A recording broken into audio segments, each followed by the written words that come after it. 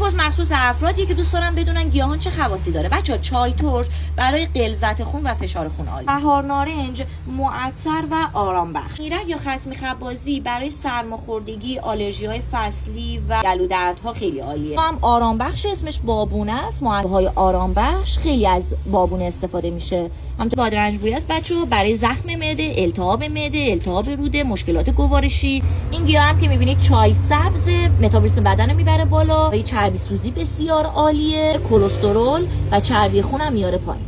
اینا ریشه پمای بچه‌ها ضد عفونی کننده خیلی قویه، برای دلپیچی و دل درد عالیه و برای پاکسازی کل بدن.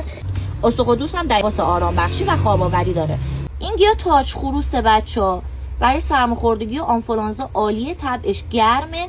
توی دمنوش‌های سرماخوردگی معمولا تاج خروس رو میزنن. بهلیمو هم آرام بخشه، گاو زبانم که همه میدونید آرام بخش، خواب آوره. هم بهش میگن عروسک پشت پرده یا فیسالیس که خواصش میتونیم بگیم که باز کننده عادت ماهیان است. چای کوهی آنتی اکسیدان خیلی عالیه، ضد عفونی کننده بدن. دمنوش‌های سرماخوردگی خیلی از چای کوهی استفاده میشه. گل زوفا هم ضد عفونی کننده بدن، آنتی اکسیدان